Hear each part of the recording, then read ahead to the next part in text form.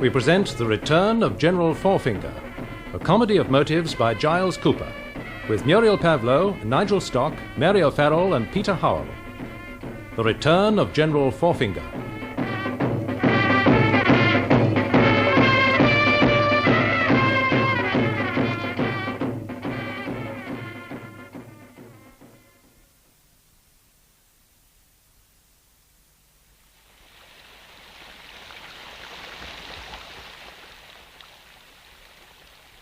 Rhubarb, rhubarb, rhubarb. What's wrong with rhubarb?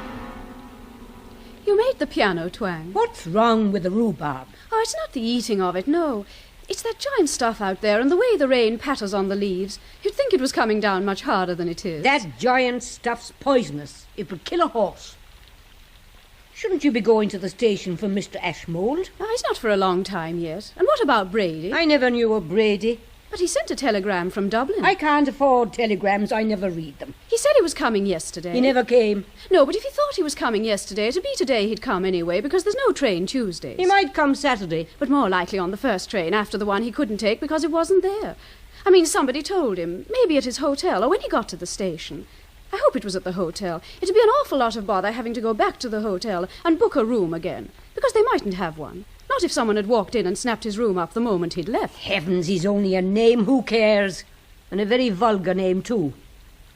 There was a Brady who had a pork butcher's in Clonmel when I was a girl. He always overcharged. It wouldn't be him, not sending a telegram. Look, there's a man walking up the drive. What sort of a man? A young man with a hat. What sort of a hat?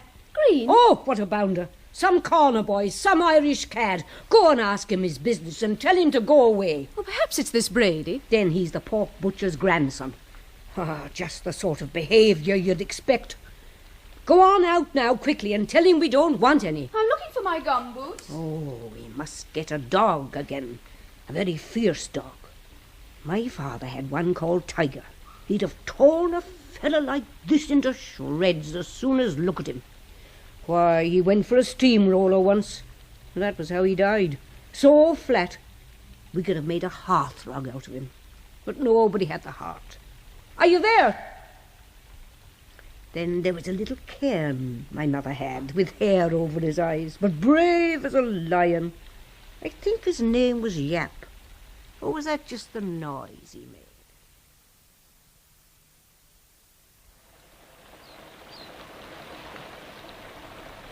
You? Is this Castle Forefinger? I asked first. Oh, my name's Brady. You sent a telegram. I thought someone might be able to meet me at the station. But they didn't. Oh, well, I got a lift to the gates in a milk lorry. Where's the castle? Oh, that'd be Mr. Burke's lorry. He picks up cattle feed off that train. What castle? Why, Castle Forefinger. I thought I would have seen it by now. Well, you have if you've looked over there where the donkey's grazing. That tall chimney. Huh? No. Oh, no. Burnt? To ashes, long ago. In the Troubles? Ah, no, not then. They tried, mind you. They came with petrol and all that, but the place was so damp they couldn't get more than a smouldering in the cellar, and they had to go away again.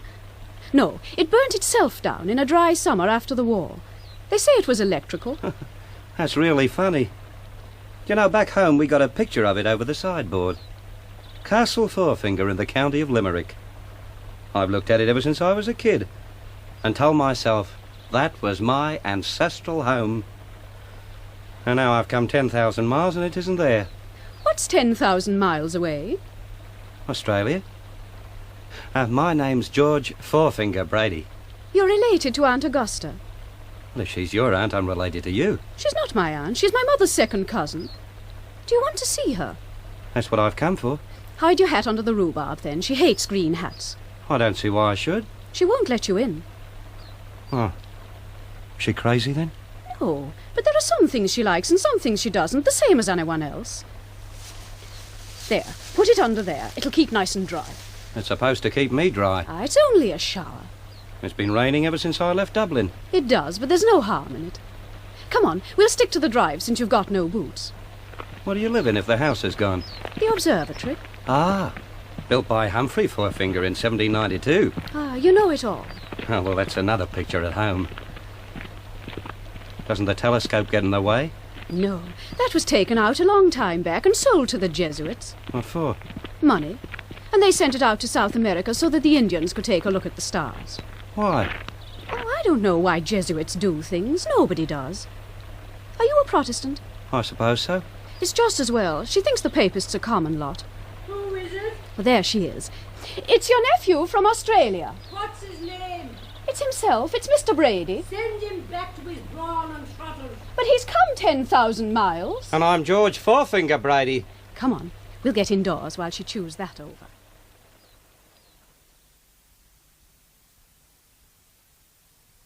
If your mother's name was Helen, she'd be the daughter of my brother Marcus. That's right. I never knew him well.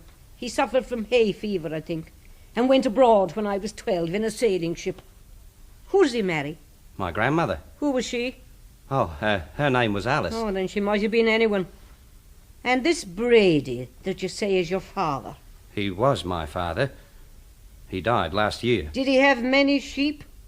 No, none. He was a lawyer. Oh, what a terrible thing. Well, he was a very good one. I don't care to think of it. Oh, do you know of a town called Adelaide? Yes, I've been there. Wait a moment, then. Give me that book, and yourself some more brandy, if you care for it. Now, Adelaide. I know there's one in Adelaide. Ah, yes, here we are. It's in bronze, mounted, carrying a baton, opposite the Governor-General's residence. Oh? What is? Your great-great-grandfather's statue. Oh, the General. Oh, yeah, he's somewhere there. Though I think they had to move him when they widened the street. Is he well cared for? He was all right when I last saw him. Good. Well, that's one I can forget about. Just as well. It would have been a long way to go. Well, if I'm down there again, I'll have another look and make sure. Ah, do. Now, you'd better come and see my collection. The rain is very nearly stopped. Give me that stick. Have you a hat? Well, not at the moment. Ah, you ought to have a hat. I don't like to think of a forefinger walking around bareheaded like a corner boy. There, try this deer stalker. It belonged to your great-uncle Richard, who used to fish in it. Kerry Dick, he was called, because he nearly went and lived there. But in the end, he married a very pale girl from Devonshire. Her father drank. This way.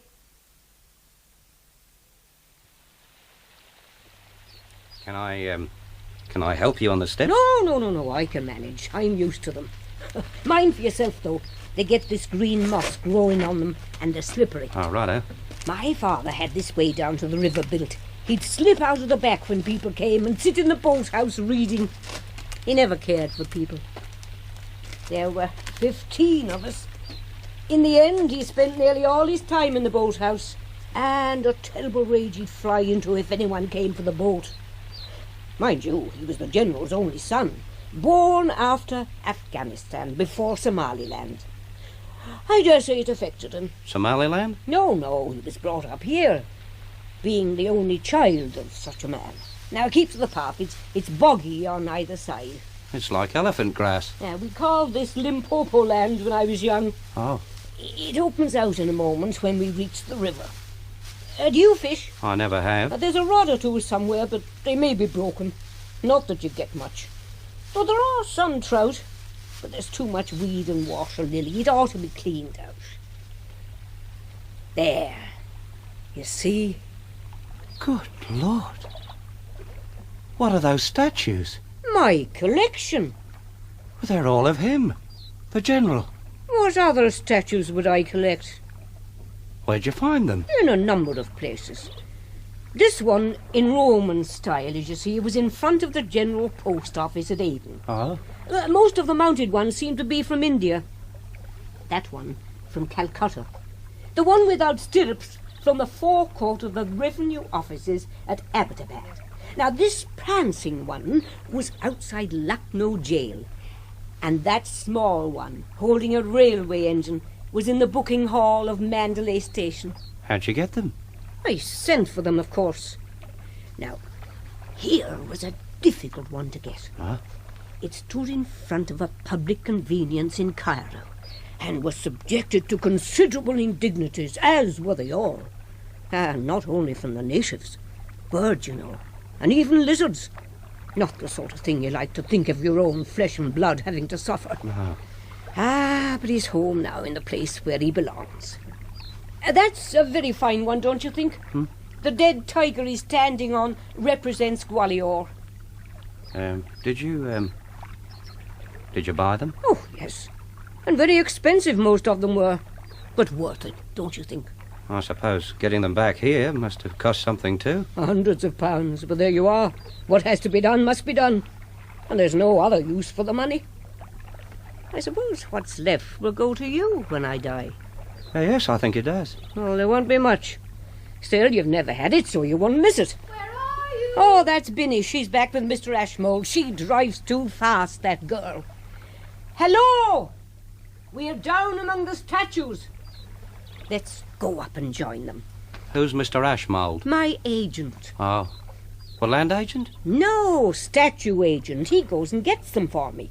He's a nice young fellow. Oh, you'll like him. Oh, quick. Can you throw a stone? A stone? Yes, at that great black crow sitting on the head of the one from Port Sudan. It's what I will not have if I'm here to see it. Quick, or the damage will be done. Well done. Good throw. But of course he'll be back the moment we're gone. Oh, I wonder how we could keep them off. I must ask Mr. Ashmold if he has any ideas. He's a great young fellow for ideas. Well, of course, there are ways and means. You could cover the heads with birdlime, and when the birds come, they'd stick to them, one to each head. And beautiful Binnie here could go down daily and pluck them off. That wouldn't solve the problem, make it worse. Why, no, my dear Forefinger, don't you see? You would at any rate ration the amount of birds per head. My name's Brady. But you're here by virtue of the forefinger in you, is he not? I imagine so. Well, I don't see myself going round the statues every evening and pulling off dead birds. There's a device the farmers use in England to scare birds from their crops. It lets off a small charge of explosive every so often. That's more like it. It'd be noisy. What's that to a warrior race? And there the general would be, and all around him a noise like a mighty battle. Are these contraptions costly, Mr. Ashmold? A flea bite compared to the price of a statue. Then perhaps you'll get one, and you'll bring it over next time. All right. In the meantime, you better hire a small boy to shout at them. There are no small boys anymore. They get hold of them and educate them, and you don't see them again until they're great big hooligans. Oh, well, I'm off to bed. Give me a hand, Binnie. Yes, Aunt. If you men want more brandy, help yourselves. Have you any whiskey, Miss F? Not a drop in the house. Distilled bog juice. That's all Irish whiskey is. Good night, George. Good night, Mr. Ashmold. Good night. It's a pity she's so much against the Irish. I like to drink the wine of the country. Have you got the room with the toadstools on the ceiling? There is a patch or two of damp. They glow in the dark with a dim phosphorescent light. Oh? Which is just as well, considering there's no bulb upstairs of more than 20 watts. I should have some more brandy, if I were you. I'm all right, thank you. Good. So am I. Yes, I gathered that. Did you? You get well paid for obtaining these statues? There's not much profit in it. Travelling comes very expensive, and then there's the bribes to officials and native bearers and mules and draft oxen. Once I even had to employ an elephant. You don't get elephants for nothing, you know. Oh? Where was that? In Burma. I was properly had over that deal. They made me buy the damn thing, said I'd get a good price when I sold it. Of course you don't unless you're trading it in for a new one. Yes, I dropped a lot of money there. Miss Forefinger's money. Oh, she doesn't begrudge it. It's a good cause. It's a damn crazy cause, and you know it. Oh, hush. The old lady sleeps above here. She'd be terribly hurt to hear you say that. But you do know it. Not in the least. Seems to me a noble idea that the effigies of this great man, this conqueror and lawgiver, should now be removed from those places where they submit to the scorn of the ungodly, and reunited in one splendid and rivers of his homeland. Don't you? I think it's just plain crazy. And anyone who encourages it is either crazy themselves or crooked. Well, if you see no virtue in sentiment, then I wonder why you're here. Well, there's nothing odd about my coming to see my great-aunt. Have you expectations from her? That's my business. I'm sorry, I thought perhaps it was the money she was spending that was worrying you. Well, it's about time it worried someone. Well, you'll be glad to know that I think about it all the time. I bet. She makes me. Every penny has to be accounted for, and she goes through my books like a tax inspector looking for a fiddle.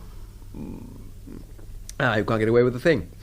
Do you know, when I got malaria at Kuala Lumpur last year, she even docked the cost of my suppressive tablets because she said I couldn't have been taking them. I can assure you that statue hunting is a very hard life, and it does not dispose one to endure insulting remarks about it. Good night.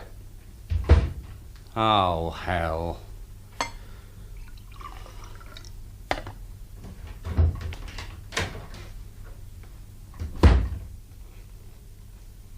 Do you mind if I shut the place up? My hat. Your hat what? Well, he's out there under the rhubarb. It'll take no harm. The rain stopped. I'd rather have it in for the night. Have you a torch?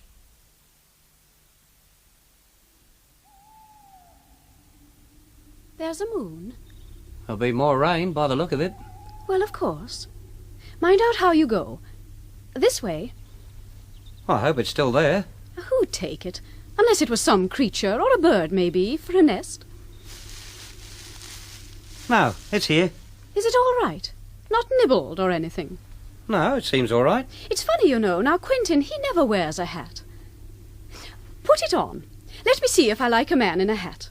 I don't need it now it isn't raining. Ah, go on. Oh. Oh, there. Well, it makes a change, I suppose. But I don't think I really care for it. You like Ashmold, do you?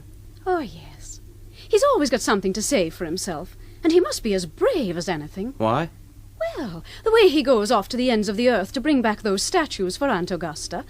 I mean, some of the places he goes to are really dangerous, what with fever and tigers and natives. How does she get hold of him? Through an advertisement in the London Times. He was the only one that didn't seem to be after the money. I wouldn't say he minded it. No, but he took payment on delivery. All the others wanted it in advance.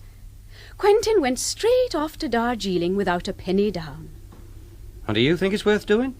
How wouldn't it be worth doing? All that money spent on shipping a lot of statues around the world? It's what she wants.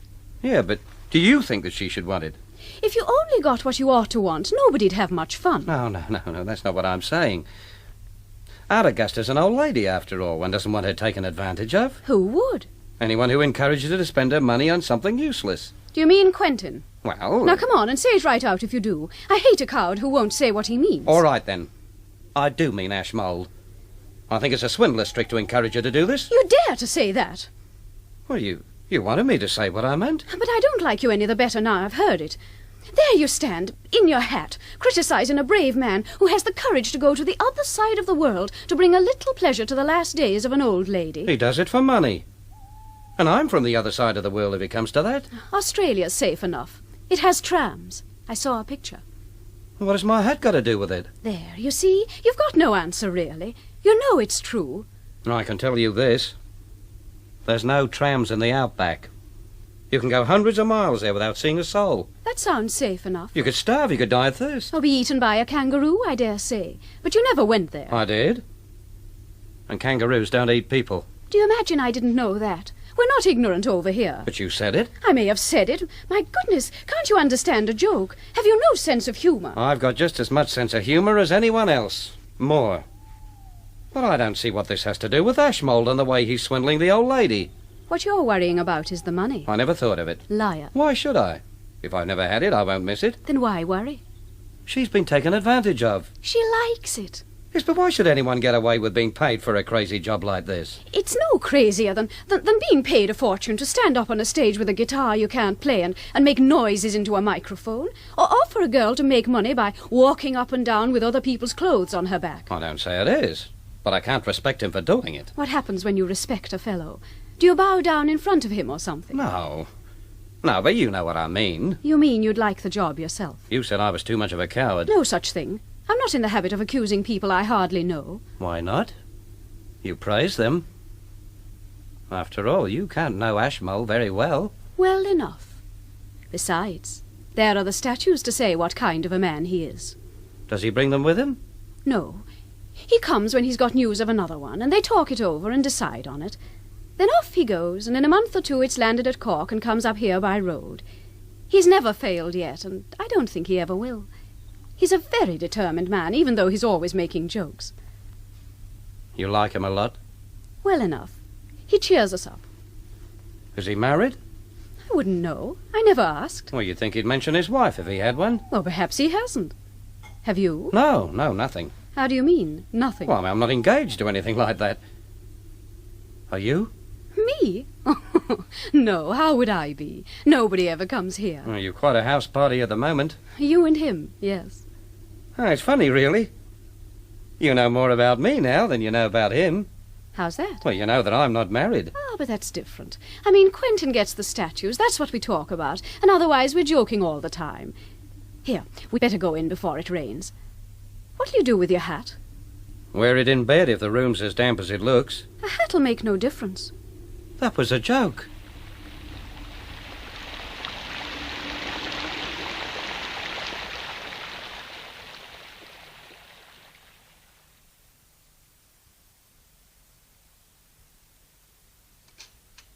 You know, my darling Binnie, it's at breakfast time I like being in the country most.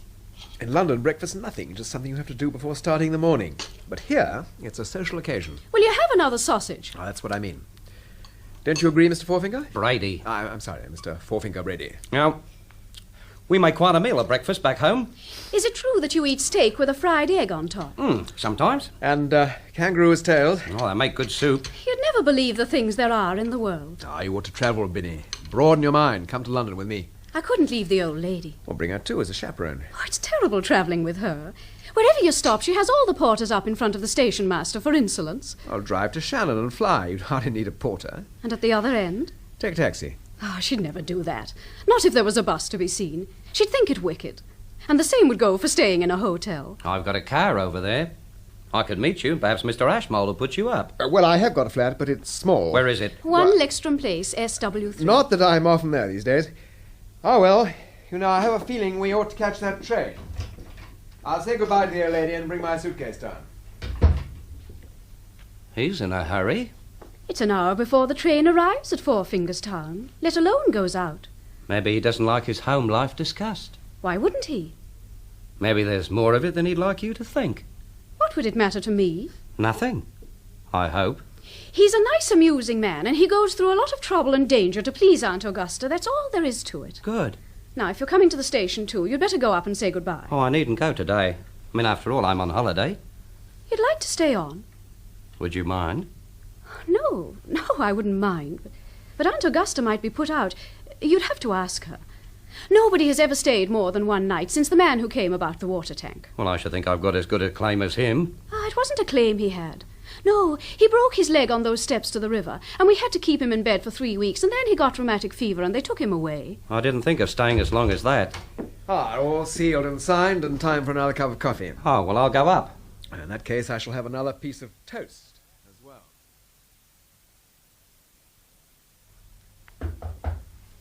Yes, who's that? Me. Come in, whoever you are. Don't stand out there saying me, like a demented opera singer. Yes, come in. Shut the door. There's a draught. Come on up to the bed. Here, where I can see you. Now. Well, Aunt Augusta. Who are you? I'm George. George who? George Brady.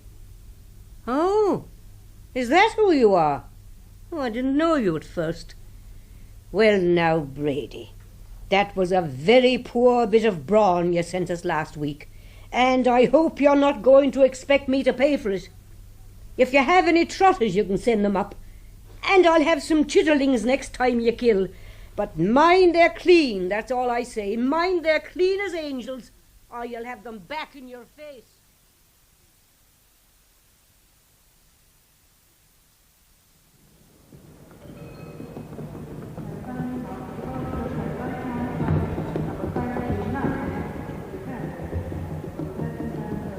There's your case.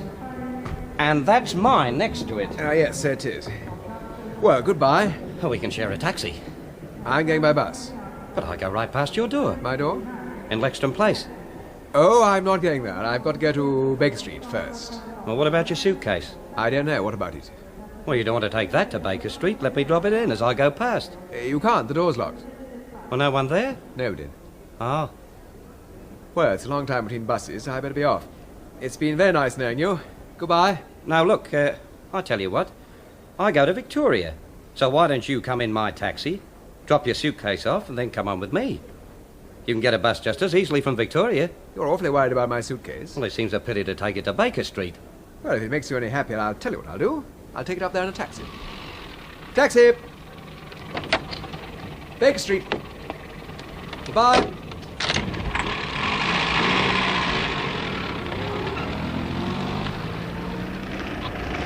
Taxi! Taxi! Follow that cab. Where to? I don't know. Well, catch him up the lights and ask him, shall I? No, he'll only say Baker Street. Oh, what number? No number, just follow him. Which cab do you say? Well, the one that was in front. He's gone. Well, of course he has. Where to, then? Oh, go to 1 Lexington Place.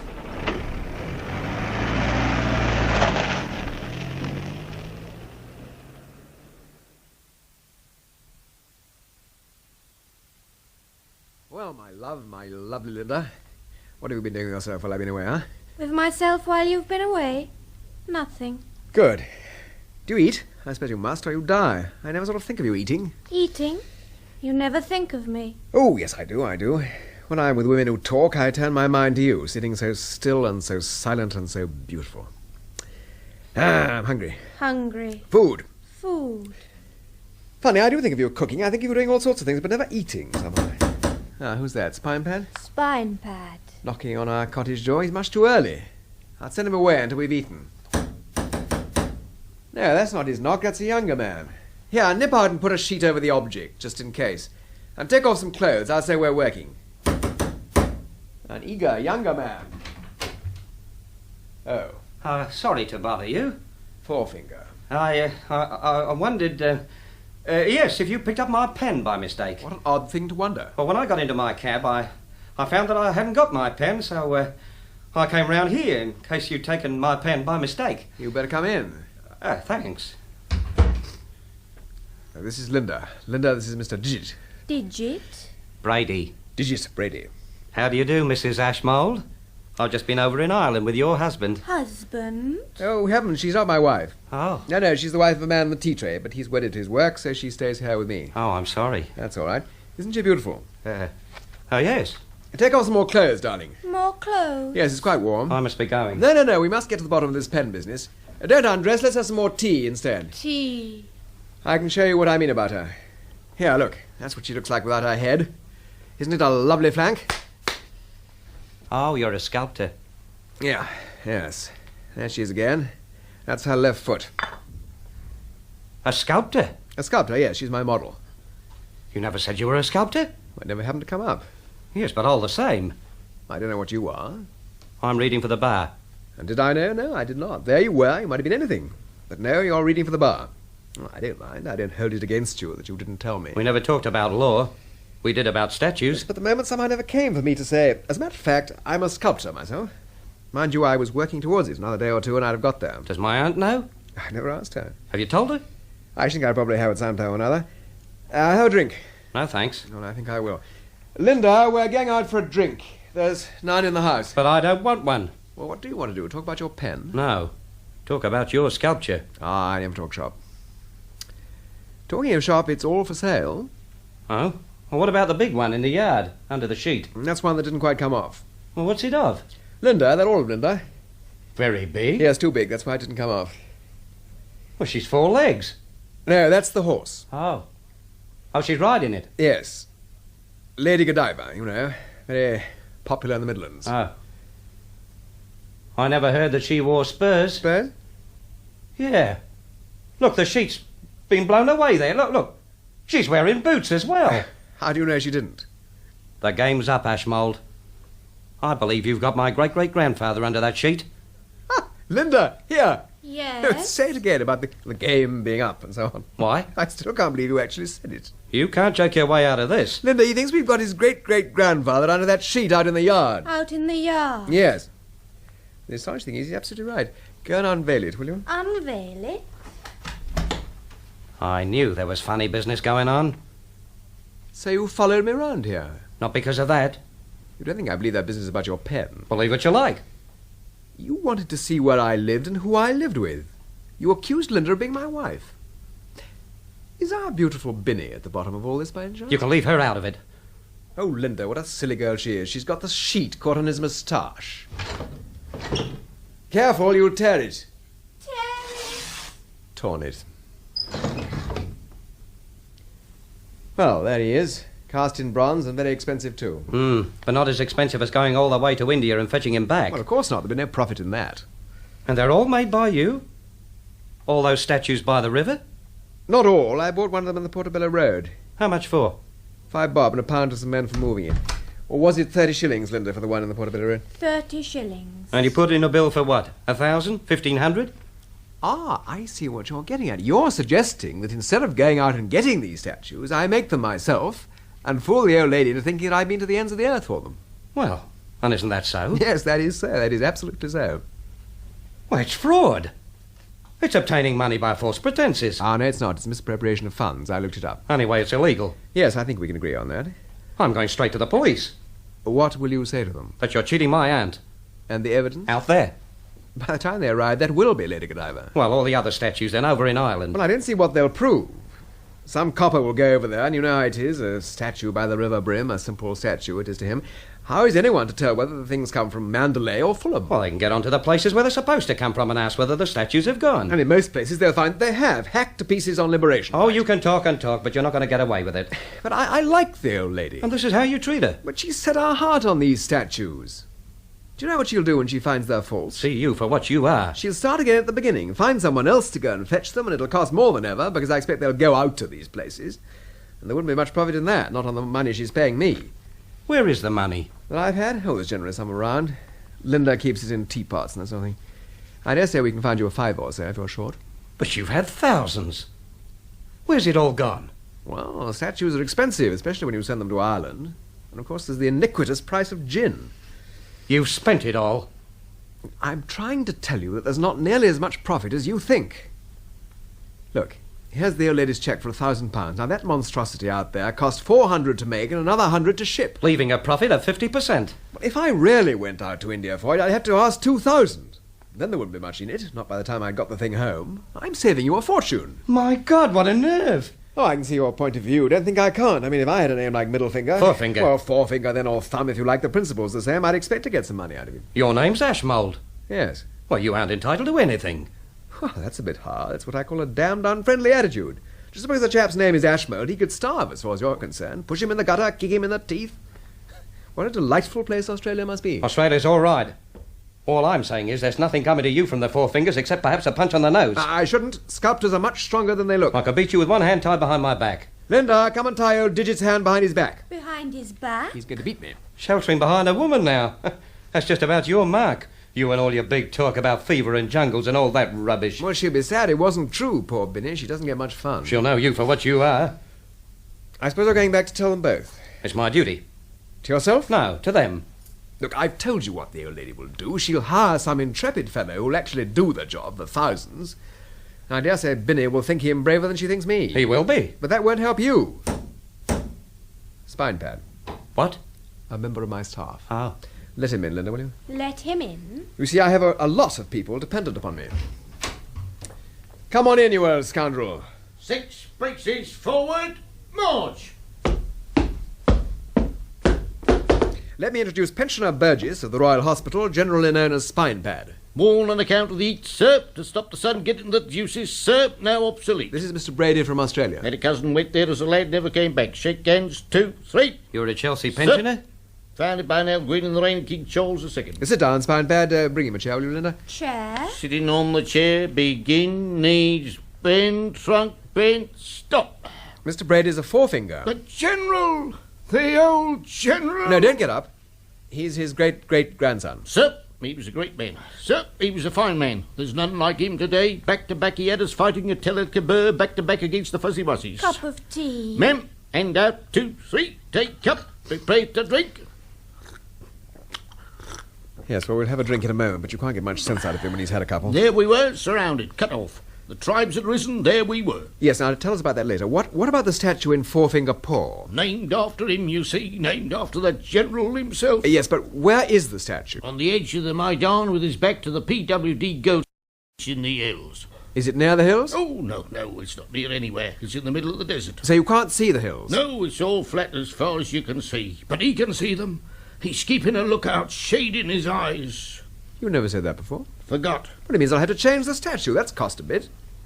You see, I don't do things by halves. No, it's a wholehearted swindle, all right. Every one of these statues has its replica somewhere. Spinepad knows them all. Look now, Pindy, Berwick, Port Eden. He comes and tells me where they are. Agency, Resmac, Secundra, What the places are like. Bathurst, Khartoum, Cairo, Baghdad, Kowloon, Maryborough, Jib. Oh, Lord, he's Port away. of Spain, Georgetown, Mendeley, Moulmein, Spinepad. Simonstown, Shanghai, Aldershot, Bombay. Give him more tea. Bulawayo, More tea. Kettering, More tea. Terrorism, Tea. More tea. Tea. Prepare for more tea. Cup out. Cup in. Drink. Now, tell us what sort of a place this Forefinger Port is. It's no sort of place. Cantonment, bazaar, railway station, prison. Nothing but desert all round. Why was it garrisoned? Punishment station. Some crowd gets in a bit of trouble, takes their belts off the cavalry, something like that. You send them to Forefinger for 6 months to cool off. No good. Bad. Well, that gives me a fair idea of it. Yeah, so you can tell the old lady all about the terrible time you had crossing the desert. That's right, on a camel, I dare say. Camels? I saw camels. Yes, well, there's one thing I'd like to know. He said he knew the general. Yes, you spoke to him, didn't you, Spinepad? I did, sir, that I did, in the middle of the battle. Smoke, fire, men dying all round. He said to me, keep your chin up, Spinepad, and I spoke to him straight out. I said, yes, sir. What battle was that? In the Punjab, that was... When? Oh, a long time ago. How old are you? 82 this year, sir. Oh. Were there many 7-year-olds there? 7-year-old? Well, that's the most you could have been. The general died in 1885. Nonsense. I should know. You're prejudiced. You can look it up. It's in all the reference books. Not in mine. Linda, Heroes of the Empire. Heroes of the Empire.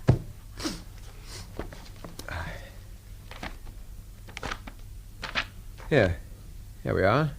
Number 9, General Forefinger. Doesn't say when he died? Published in 1884. What? Let me see. Well, that doesn't prove anything. Go to the public library. Go to Westminster Abbey and look at his tomb. It's written up there.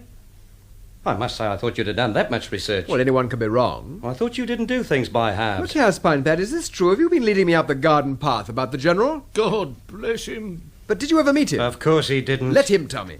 Did you? There always was a general, I can tell you that, sir, always. But the General, my General. Mine. General Forefinger. When I joined up, when I was a rookie, the sergeant, he'd say to me, let's have everything Forefinger fashion. That's a bit different from a battle in the Punjab. Water bottle, haversack, helmet, boots. What about the battle? Shaving brush, blankets, button stick, bayonet. The battle! Everything Forefinger fashion. What battle, sir? The one you were in with the General. I'll tell you something about the battle, sir.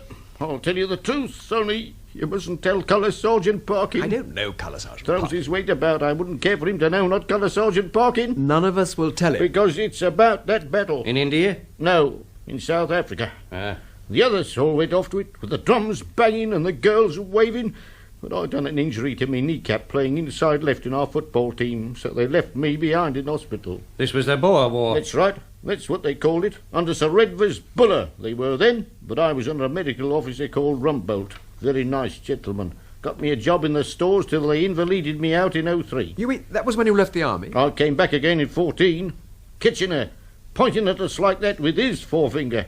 Your country needs you. So up I went, and he put me in charge of a drill hall at Epping till the very end. Forefinger fashion, I kept it just like he said to. God bless him. So you never went abroad? I've known plenty that did. And all the stuff you've told me about these places is rubbish. Oh, no, sir, every word gospel. I get it from the others, you see. Ask 'em questions, that come along here and tell you what they say. But why? For the beer. I do like an honest answer. Linda, take Spinepad down to the pub and give him some beer. Beer. And yourself. Come on, you old rogue, start marching. Prepare to get out of chair. 2, 3, straighten legs. 2, 3, girls on. 2, 3, forward.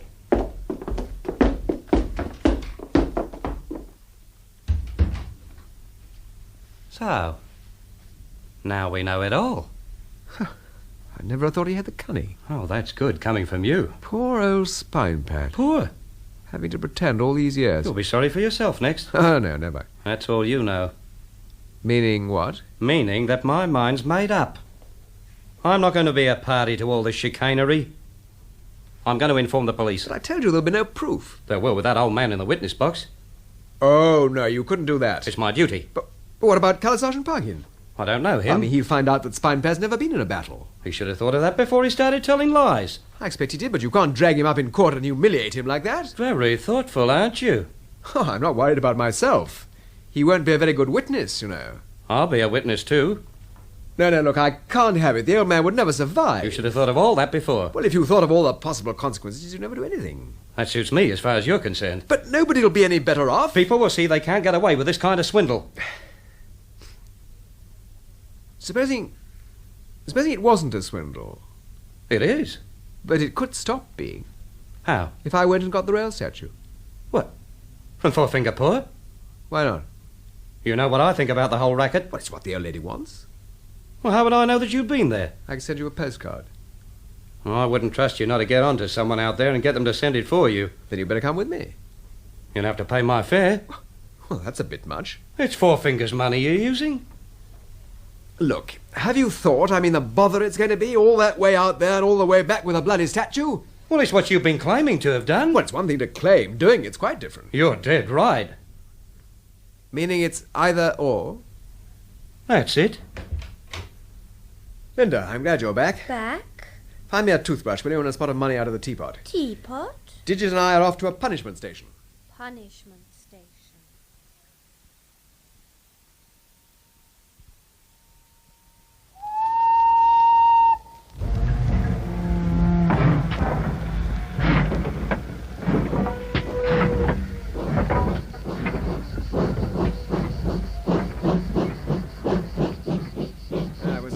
Train, Digit, but oh, how I wish I was still on it. I've told you, my name's Brady. I wonder when the next train is. Oh, we won't get away on it.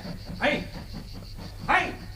What do you fellows think you are doing on railway property? Who the hell does he think he is? Let me tell you fellows, you can be fined for trespass. We just got off the train. And who are you? I am the station master of this station. This punishment station. And you are trespassing on railway property. Oh, we just come off the mail. That is impossible because the mail does not stop here. It stopped for us. No, it stopped by regulation to observe whether the line to the PWD siding was clear of traffic. It has been a regulation since the accident in 1923. It did not stop for you. Well, here we are. And we got tickets. Show me those tickets. There you are. Returned from Bombay. It is most irregular. I don't see why. Oh, we've come out from England. We don't know the form. Oh, you have come from home. My home? Did you know Regimental Sergeant Major McNab of the Rannoch at Athol Highlanders? I've never actually met him. He was my grandfather. Oh, well, that's all right then. Hey, look, where can we stay in this place? Nobody stays in this place. Well, we've got to. Is there a hotel? There was a man called Crofton who came here in 1927 and tried to start a hotel, but never there were any guests. Only the officers going there to drink. When they broke the piano, he closed it up and went. Well, there must be somewhere we can stay. The government rest house. Travellers may stay there upon payment of 5 rupees per traveller per night to the caretaker. Oh, fine. Let's get a porter and go there. No porter. Well, let's get out of the sun at any rate. I think it would be permitted for you to enter my office. You don't have much station staff. Sir, I do not have any station staff. That must make a lot of work for you. Work? Oh, yes. Yes, indeed, there is much work. Every day a return is to be made. Number of tickets sold subdivided into first class, second class, intermediate and third. Do you have many? No, I do not have any, but nil returns will be submitted. Here is my office.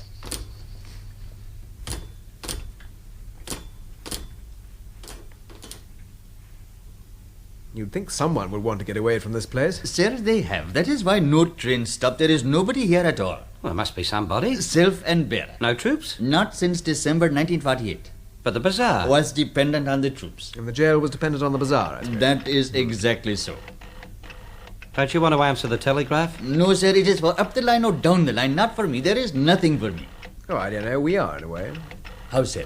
Well, here we are, fare-paying passengers on your railway who've got off at your station. We're all yours, in a manner of speaking. Sir, you alighted at an unscheduled stop. That is against the regulation. Nobody told us it was unscheduled. They sold us a ticket in Bombay. That too was against the regulations, but not my responsibility. But you're the only person in authority here. Yes, indeed, I have powers of arrest and summary jurisdiction for certain offences. We won't commit any of them. Also a lay reader for the Church of Scotland and honorary registrar of births, civil marriages and deaths. We won't commit any of those either. What are we going to do? I'm not going to hump my kit to the rest house in this heat and then find it shut. Couldn't we stay here? That would be most irregular. We're waiting for a train. There is no train. That is why we're waiting. You are confusing the issue with plausible arguments. We sir. pay the railway for accommodation and food. I don't see why we should. Oh, yes, after all, we have committed an irregularity through ignorance rather than by design, but one always has to pay for ignorance, doesn't one? Now, I should think the same rate as for the government rest house would be suitable, wouldn't you, Mr. McNab? Oh, I suppose that if you are waiting, sir, then it would be proper for you to have the use of the European waiting room. And food? The European refreshment room will also be opened. There's the train.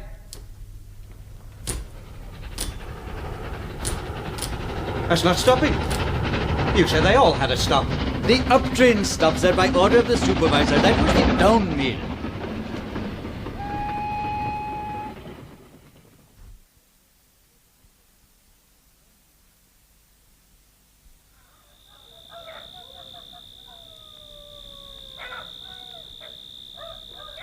Listen. What? People. Don't you hear them? People shouting. No, those are jackals. How do you know? Well, I've heard them before. You're learning a thing or two, eh? Nothing I want to know. If you'd done the job you were paid to do, you'd be used to roughing it by now. I'd be dead by now. Look out, there's another scorpion. I knew a bloke once who had one in his hat. And he died? Yeah. How'd you know? Because you look so pleased about it. Listen. Sounds like a freight train. It's an up train. That means it'll stop. So? We could get on it. Doesn't go our way. Anything goes my way that gets me out of this place. What about the statue? We don't even know there's one here. And you don't want to stay and find out? Even if it's here, there's nothing we can do. We can't carry it away between us. There, it stopped. Come on. I don't run out on a job. But that isn't a job. We're wasting our time. We're wasting the old lady's money. Your money. You didn't have to bribe him to let us stay here. It's our right. Besides, that's a freight train. They won't let you on it. They will for money. Whose money? Anyway, there it goes. Don't sound so pleased about it. You started a job. You got to finish it. If you're going to moralize, I shall move my kit next door. You can't. That's the Hindu waiting room. Well, I'll become a Hindu. I'll do anything at all to get away from your line of smug hypocrisy. Now, look here. That's one thing I will not have said of me. I may not be very clever with the back answers and all that sort of sarcastic line you British think funny. But at least I'm straightforward. As a corkscrew, you're straightforward. I say what I mean. I do as I say. So far, all you have done is to spend £500 of your great-aunt's money in getting us out to a dried-up oasis in a damnable desert because a pretty girl in Ireland likes me better than she does you. Now, look here, Ashmold. I can take a joke. And kill it stone dead, I know. Any time you want it to be knocked about a bit, just you start making funny cracks about that girl. We look even sillier fighting than we do now. I don't see anything silly. We're doing the job you're paid for. I wonder what Binnie would say if she could see us.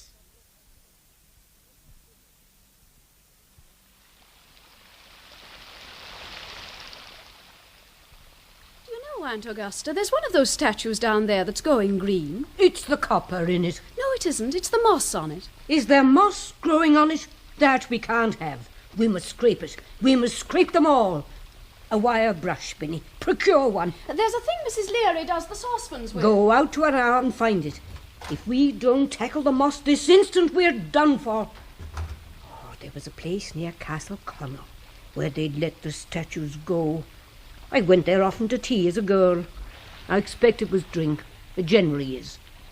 But there were all these nymphs or goddesses or whatever they might be, and overgrown they were with creepers and weed. There'd be Diana, with bright green hair, and virtues there too. Yes, on the lower terrace the virtues. Chastity all hedged around with thorns, and Thrift had lost her head. They'd let them go. Oh, I believe one of their boys went into a brewery. What was their name? Whose name? I have the thing. Oh, good. Doesn't matter. Someone's name.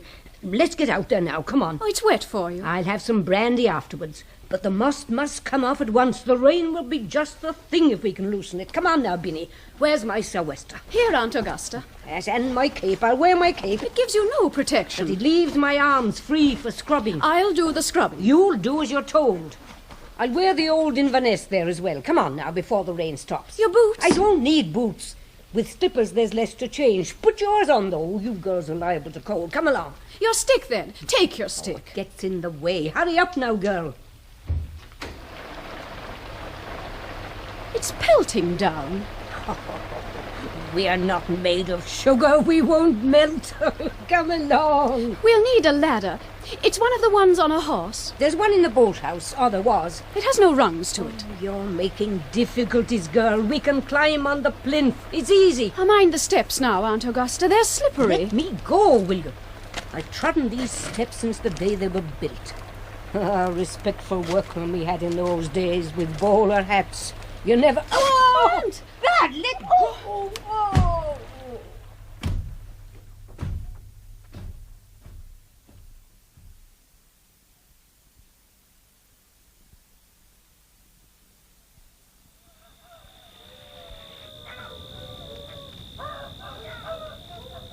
What the hell are those animals doing when they make that noise? They are feeding. They found the corpse of something that's died. They're tearing it to pieces. Do you mind? Not during dinner. Can't afford to be squeamish in a place like this. Not with a dinner like this. I am very sorry, but my boy has not cooked a European meal for some time. Well, let's have what he can cook next time. But that, sir, is curry, and this is the European refreshment room. Curry on Sundays only. Otherwise, soup julienne and steak. Steak? You have to be prepared to rough it, you know. This isn't Australia. Don't worry. I'll put up with worse than this to get what I want. Perhaps if you gentlemen will say what you are wanting, I could help you. Yes, now, Mr. McNab, we understand that there is a statue here. I don't know that we ought to tell everyone about it. Well, I do, and I'm the chap that's doing the job. Do you know the statue? A religious effigy? No, a General Forefinger. By the PWD go down, so they say. The PWD go down has fallen down. But the statue of the General. I believe that to be there.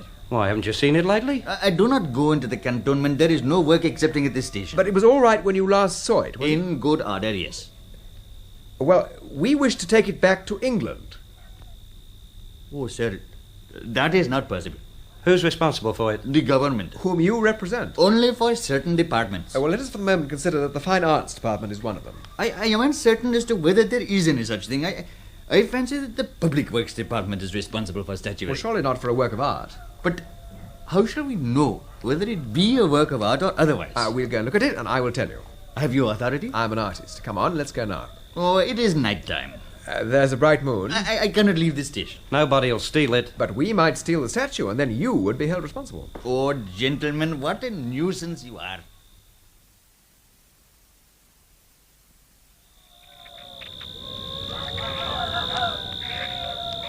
This road runs north to the Grand Trunk Road 100 miles away.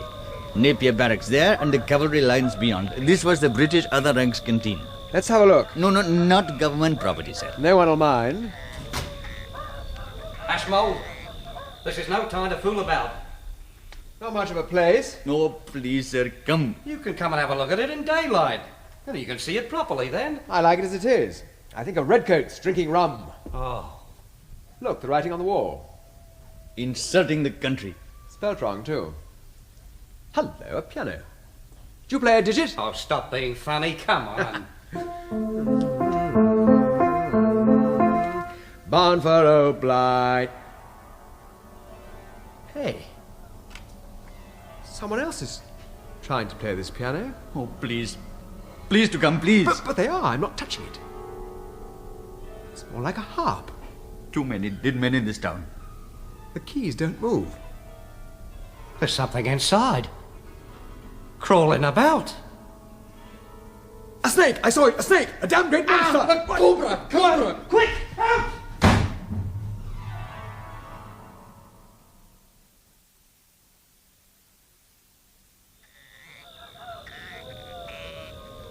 Do those things bite too?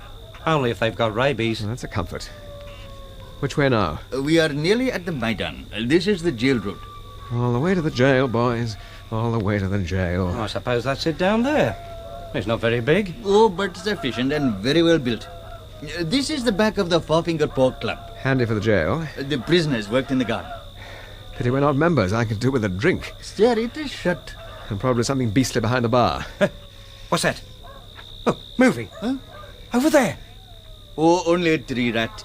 Oh. Fair get you down, all this place empty. Here we come to the Maidan. And over there, my dear digit, is your forefather finger. Yes, that is the general. Oh. You know you gotta hand it to him. He doesn't look too bad sitting up there. Just as described, gazing towards the hills. Towards the Roman Catholic lunatic asylum, as a matter. I don't think much of this horse. Why, what's wrong with it? It's got thick ankles. Mine was far more elegant. Yours was a phony. This is the real thing. It's going to take some moving. We're going to need a labour force. There are also formalities to be completed. Yes, well, we'll worry about them when we found someone to shift it. Phew, I must weigh a ton. Hey! What's that? What? I did not see. Over there, it's moving. It could be jackals. No, it's a man. It's two men. Bad matches. Down. Keep out of sight. What are bad matches? Robbers, they cut your throat. For the three of us. Unarmed. I very much wish I had not come. Keep in the shadow of the statue. They may not see. Sab. They have seen. They don't seem unfriendly. Sab. Hazur. He is addressing us with respect. Well, go on, ask what he wants. तुम लोग कहाँ से आए? आया हाँ. हम first class बेरा हाँ. सबसे अच्छा रेफरेंस बड़ा साहब से हमारे पास मिलने आए. He states that he is a first-class bearer with excellent references from people of rank and breeding, that his cousin who accompanies him is another such, and they wish for employment on your staff. Sab, yes, Sab, we work very well for you. I have here a letter from Major Wilmot of the Royal Artillery, stating that my services have caused him eminent satisfaction. And I have one from Mrs. Colonel Blenkinsop testifying to my honesty and sobriety. Also another from Mr. Springler of the Finance Department. And a chitty from Captain Parker Ari of the Government Survey. Where have you come from? From Ahmednagar, where we serve Mr. Jackson of Philadelphia, who is going home. But how? How? Did you spring out of the ground? Sab, we can't. Oh, do not please ask more.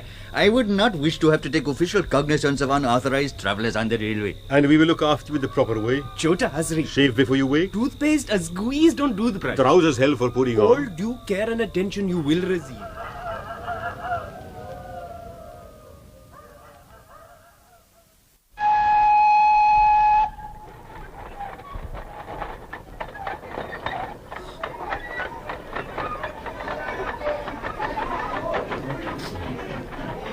Oh, disgraceful. Look at it, Mr. Ashmold. Do you see? No less than 10 fellows, all from one train. There must have been a dozen this morning. What do they all want? They want you, sir. Me? They are servants, all of them. Joe! Yes, Joe! Tickets bunker, come along now. Well, we got servants. We don't want any more. Sir, you have only one bearer each. Well, he can do everything I need. He cannot clean your shoes. For that you need a low-caste fellow. Neither can he wash your clothes nor sweep your room. No curry water. Oh, there are a lot of things he cannot do. Are you suggesting we should employ all these chaps? Oh, no. Your bearers will employ them. That is the way it is done. How do they know we were here? Look up in the sky there. That bird you see drifting is a vulture. It is the first I've seen over Forefinger Pass since they closed the bazaar. He knows where the food is to be found, and so do these men. But all we want to do is to get that statue and go home. Yes, that is what I want you to do, too. Fine. At any rate, we got a labour force to move the thing. But these are not movers of statues. Huh? These are servants. When do the statue movers come? For that you need poor men. They will be coming. But supposing we can't employ these chaps, they'll be poor men. No, sir. No, they would be unemployed servants. And that would not do at all, because unemployed servants generally become thieves. We could open the jail. I do not think I have the authority. Oh, excuse me, please, the telegraph. Have you got a cigarette? No, I'm out. Let's ask one of our bearers. Oh, they're too busy taking on extra hands. Well, they can stop doing that and come and attend to our wants after all we pay them. Hey! The English gentleman is wanting us. You want my sister, sir? Coming, sir. What I get you, sir? No, I don't want all of you, only you, Chandra. Sir, I will send these others away. Drop. Sir wants a Cigarettes. I send cigarette water. Oh, is there one? In the bazaar, sir. He has just arrived. Well, we could go down there. No, sir. He will come to you. Hey ho, this is the life. And what are you going to do? Wait for the poor men to turn up, I suppose. We don't need to set up an establishment. Oh, we may as well wait in comfort. Hello, McNab, any news? A telegraph message for you containing the contents of a cable from the United Kingdom. 1 rupee to pay for the use of railway facilities. Well, that's pretty efficient considering nobody knew we were here. What does it say? I have written. Old baby dead? What? It is perhaps corrupt. What a revolting idea. I'm glad it's dead, but why tell me? Lady, it must be.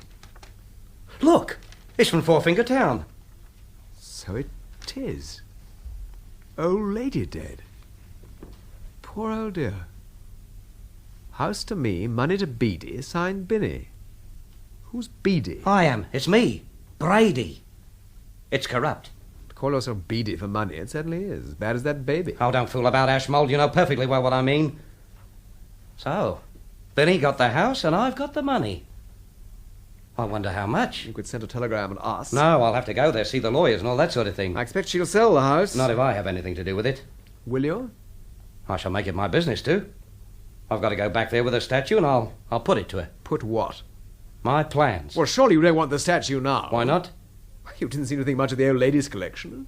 Are you suggesting that we should come all this way, spend all this money, and then go back without it? Yes. You spend as much again getting it home. It's my money. Hey, come to think of it, I'm your employer now. I resign. Okay. Then hand over your traveller's checks. My dear old Beady. And you can quit being funny about my name. If you walk out on the job you're paid to do, you hand back the money you were paid for it. Now, that's the law. What will you do if I don't? I shall take action. All right, go ahead. Let's see this action. Mr. McNab? Yes, sir. You called? Mr. McNab, you have the powers of a magistrate. Indeed I do. Then I charge this man with fraud. Do your duty. Oh, come off it, Beady. Really, I'll unresign if you want. No, you won't. You're sacked for incompetence, and I want my money back. But if I give it back, I shan't have any. Well, you can keep your return ticket. Well, I've got to eat between here and London. That's your worry. I want those traveller's checks. Well, you can't have them. Don't take any notice of him, McNab. It's the Sun. Sir, my position does not allow me to ignore a formal complaint. That's right. Now, what action do you wish me to take? Sequestrate his goods. You mean, take them from him, sir? Pending settlement of the debt. Please to give me all your goods. No. What now? Swear in 2 men as special constables and place him under arrest for contempt. I do not know if I have the authority. Of course you have. Every citizen has a duty to prevent a crime being committed. I'm not committing a You're crime. trying to commit embezzlement. Mr. McNab, I appeal to you as a magistrate. Arrest this man. Oh, stop talking like a third-rate thriller. Sab? Here's a cigarette, Waller. I'll send you a 50 tin and we can all smoke ourselves to death. McNab, if you allow that man to spend my money, you're abetting a felony. But, sir, if I were to arrest him, what would I do with him? Well, you've got a jail, haven't you? No, really, my dear old digit, come off it. Do your duty, Mr. McNab. Come, please. Take your hands off me, you silly little man. There. Now you see what he thinks of you. Well, if you won't give my money back, I'll take it from you. Just you try. You will surrender it to me. That's all you get from me. Now you've done it, boy. You have struck a railway official in the execution of his duty. I hereby arrest you. Damn you! Damn you! No! I fear we may have hurt his fingers, sir. He should have kept them clear. We warned him. I also fear that I am exceeding my duty. Nonsense, I know the law. There is, I think, a length of time within which he must be brought to trial. We'll have him out tomorrow morning. It'll do him no harm to cool his heels in there. Teach him to take things seriously. Teach him everything's not a flaming joke. Teach him a few manners. Not to be funny about people's names. Just because he's an artist, he thinks he can do what he likes. Thinks all the girls will fall for him. He can't get out, can he? I do not think so. All interior doors are locked, so he's confined to the exercise yard, the entrance archway, and the gallows hut. Well, that'll give him something to laugh about. And by the time we let him out, I want that statue down. Down? And ready for shipment to Bombay. Then the laugh will be mine. Oh, sir, I do not think that is possible. Of course it's possible. There's more people coming with every train. Some of them must want money. There are the formalities to consider. Don't you want money too? That is a very improper suggestion. Yeah, maybe. Well, you think it over. It's too hot to talk now. Gives me prickly heat. Here, Modi. Sir? Hop back to the station and have a cold bath waiting for me when I arrive, will you?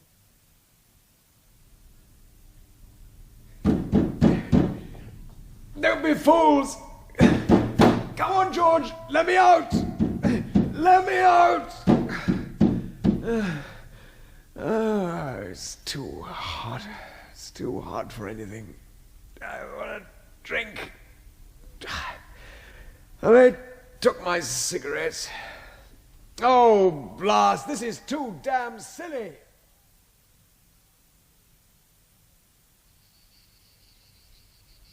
Now look, McNab, I've got it all organised. Chandra and Modi are rounding up a bunch of coolies. Now, at 8 o'clock, we take the statue off its plinth and put it on rollers. I found some suitable timbers. Then we haul it to your siding, up the ramp, and onto a flat car that's standing there. It's dead easy. All you have to do is to stop one of the down freighters and hitch the flat car on the back. Stop a goods train? Well, it's easier than stopping the mail. No, I cannot sanction it. I will be paying £500 to you as ex officio representative of the government. I won't ask for a receipt. Sir, that is an attempted bribery. Payment for services. I will not be bribed. I wish to be an honest man. Okay, then you hand the money on. But I have no authority. I'll find some for you. Let's have a look through the regulations. I see you've been studying them. With regard to the prisoner's treatment. You don't have to bother about that. We'll let him out in the morning. But, sir, he is entitled to food. Look, here it is written. Daily entitlement. 1 seer of rice or atta, 1/2 seer of dal, and a proportion of the monthly allocation of turmeric, fresh vegetables and goat meat. Appendix 5.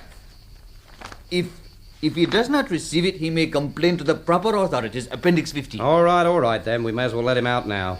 I dare say he's been in long enough. But he is arrested. I'll go bail. Where's the key? The key? To the main gate. There is no key. But it locked itself when we shut it? Yes.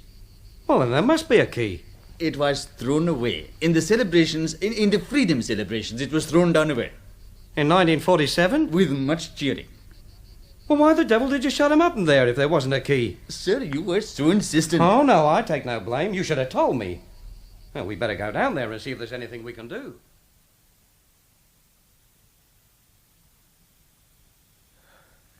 Bright courtyard in the moon. So black the southern wall. Oh, water. Hi there, Ashmold. You okay? Water. We're trying to find another way in. Drink water. We'll let you out as soon as we can. Water. Is he asleep or something? Ashmold! Jackass. Well, there's no other way in. We'll have to find a ladder. I do not know of any ladder in Forefinger Port. I'll find one, don't you worry. Ashmold? Well, he can damn well stay there if he won't answer. Sab, Oh, hello, Matty, yes? all is ready at the statue. Oh, fine, I'll be right along. You coming, McNab? No, I do not think so. My duty is at the station. All right, then. You do your duty. I'll come back with you. I've got to have a drink first. You get thirsty these hot nights.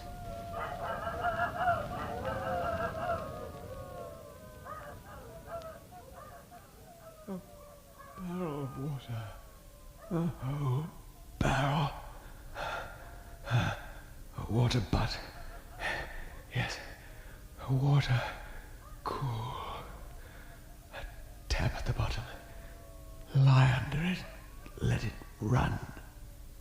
A lake, a weir, a waterfall, a flowing river, rain.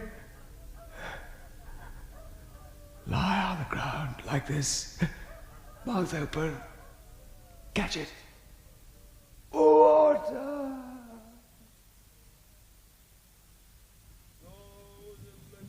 One, two, heave! 1, 2, heave! Oh, get the time. Oh, you'd be no good at a tug of war.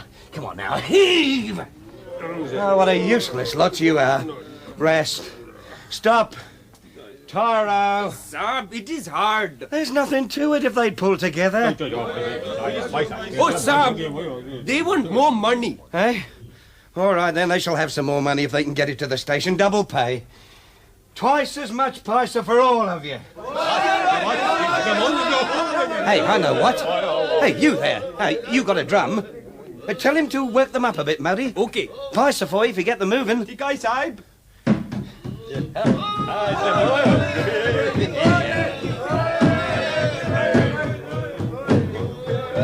Right. Now then, all together. Heave! And again. Heave!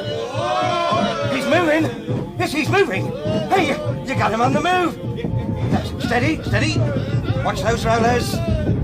Keep clear there. Now, and again. Hey!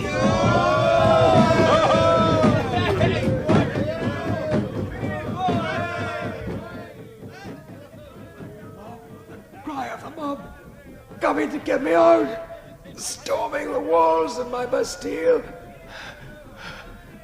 Tear them down, tear them down, tear them down. That's the game.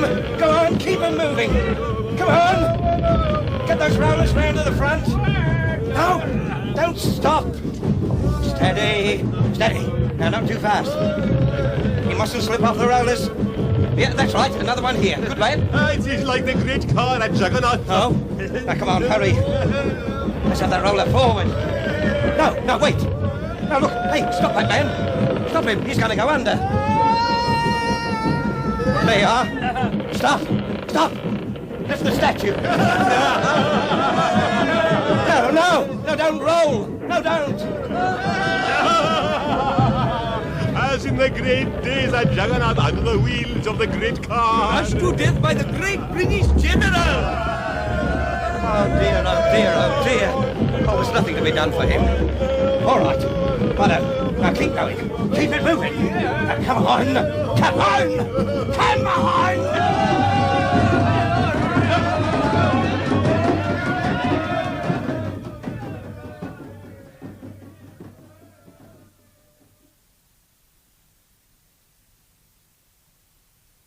Sun coming up now. The sun. Move into the shade. If I could move. I can't move. I can stand up. I can walk across the sun's shade. I can walk out through the door. Go home. Oh. A dream.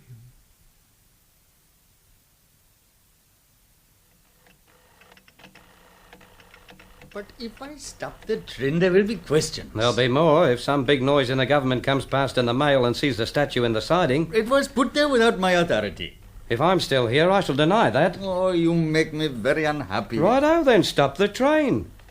We'll hitch on the flat car. I'll travel on it as far as the junction, and you'll be happy again. For passengers to travel on a goods train, it is not permitted. They can worry about that at the junction.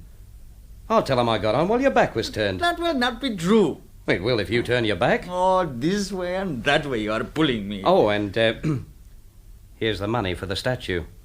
Negotiable? Here's a letter of authority to cash the checks on my behalf. Oh, dear.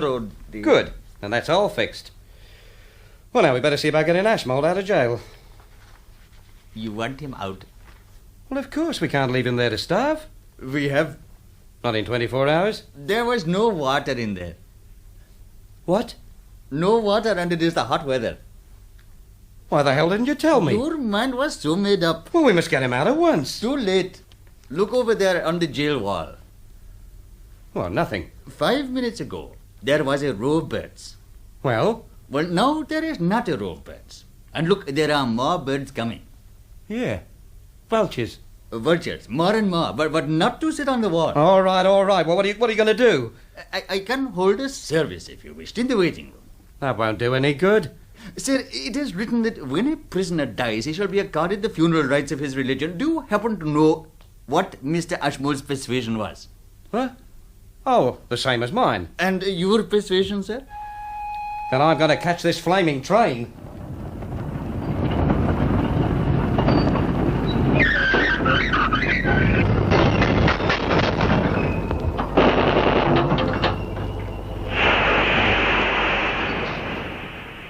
Catch that flaming train. Yes, I must. But... Oh, dear. Oh, I feel awful, Linda. Really awful. Oh, hell, where's my other sock? Sock? Oh, thanks, yes. Oh, yes, I feel awful. I mean, old Quentin dying like that of fever. Fever. Having to leave him out there and come back alone. Well, after all, there was no point in staying. I'd done all I could. Or anyone could, really. But still, it makes one think. Huh? There is some corner of a foreign field that is forever Ashmold. You know? No. I'd have given anything for it not to have happened. And now... This. Yeah. Oh, well. Maybe it's what he would have wanted. Anyway, here we are. Here we are. Oh, is that the time? I've got to be going. Going? Yeah, down to the docks. I'm shipping myself to Cork along with the statue. Statue? Here's the statue. No, Linda, not that one. That's only a fake. I've got a real one now, and I'm going to put it in the place where it belongs. Oh, which reminds me. So long, Linda. Thanks for everything. Everything. Yeah. So long.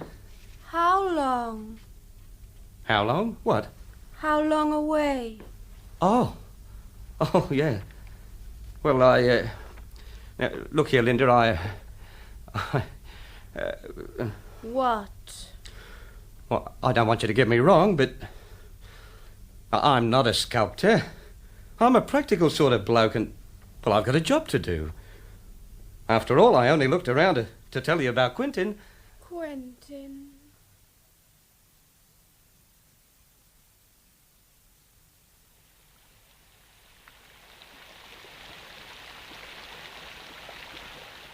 As a matter of fact, Binnie, the real trouble didn't begin till I got down to Bombay.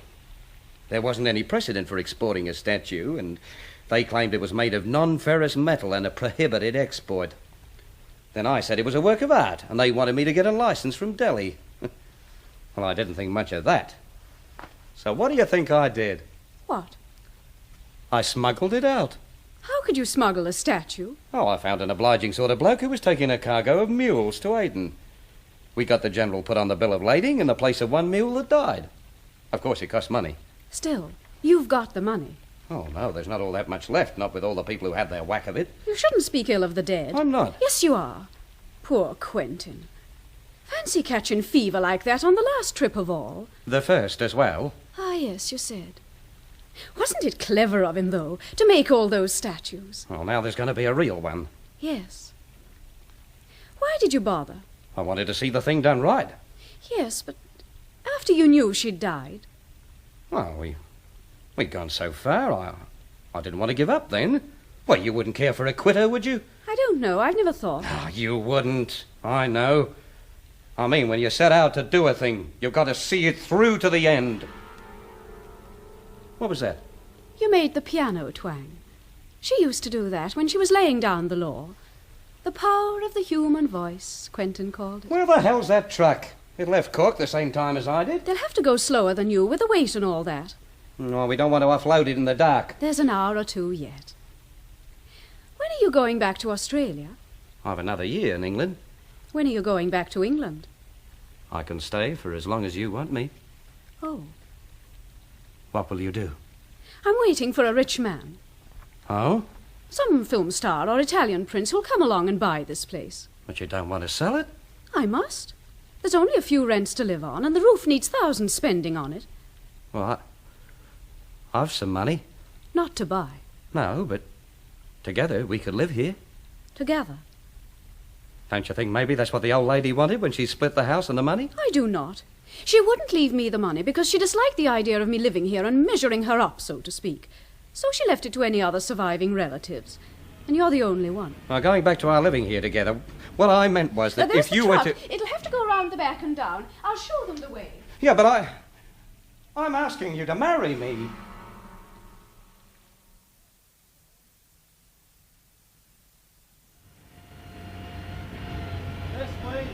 This way! Oh, there! Back her up a bit.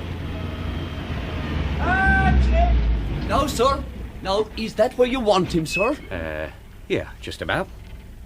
Well, how are you going to get him off? Oh, Mr. Clancy's used to this. He's done the trip several times. With Mr. Ashmold. Do you know Mr. Ashmold? I did. Ah, very nice gentleman indeed. Isn't that so, Tim? That's so. Oh, he was a very cheerful fella, Mr. Ashmold. There was always a joke or two when he was about. Which statue was it we brought up last? The one over there with the cocked hat. Ah, that's a lovely one. Them feathers is real art. That one's me favourite. Well, for myself now, I like the one holding the little train. No, I'm with Sean. It's the feathers for me. Ah, no, I'm not saying they aren't good. They are good, I grant you they're good. But the moustache doesn't compare. What about this new one?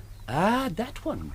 Well, now, sir, I wouldn't say anything against it, mind, but it has a kind of a second-hand look about it. And the horse has glanders. Well, it doesn't matter about that. How are you going to get it off the truck? Oh, we have it organised, sir. The truck's a tipper, you see. We raise her till the general begins to slide. Then when one end hits the ground, I edge her forward till he's down. And Sean himself's up there on the ropes, keeping him steady. Shall we go? We're with you.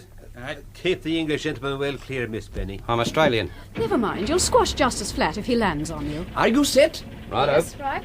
Up she goes. You'd think he was riding downstairs. He's not moving. Whoa, there, whoa. What's up? He hasn't slid. And I've got the vertigo up here. Well, come on down, you two, and I'll see if I can shift him by running backwards and forth. All right. Just hold on while we get off. It's like climbing down the side of a house. We're clear. We don't want him to fall on his side. Oh, now he's got to be shifted. Right, forward a bit first.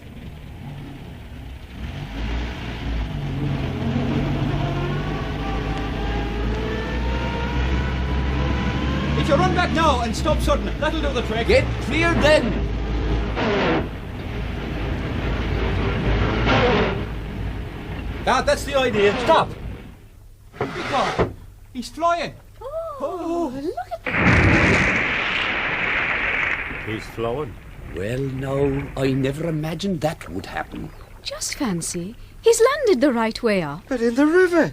You put him in the river. Yeah, sure, he's in the river, all Well, right. quick, we must pull him out. Oh, no, you never could. Do you see how he's settling in the mud? It goes down deep. Hitch one of the ropes to the truck. Come on now, hold Oh, it him. never would. That mud'd take the truck as well. There's the horse's ears gone. Doesn't he look strange out there in the water? Like some kind of an old prophet. You know, if you had a camera, you could sell the picture to the papers. Should I run and fetch one? You'd not have time. See, it's up to his medals now. But you can't let him sink. Men have died for him. That's natural, him being a general. Well, if you get a rope round his neck and tie it to a tree. Oh, he'd break the rope, and you'd still never get him out. He'd look funny that way. A danger to shipping. It's reached his moustache. But don't you care? Don't worry, sir, at all. It's not a patch in some of the other moustaches you've got here. But, Binnie, I did it all for you. The trout are rising well. Aye, 'tis good weather for them. There he goes. There he goes. Watch for the last of him. Gone. Till the judgment day, or the week after. Ah, well. Pack up the gear, lads. We'll be going. Right. Come on, Chico. All for you. Why? To show you what sort of a man I was. And you have. A man who does what he sets out to do. No. Just a man who brings home statues. As a matter of fact, I know where there's another one.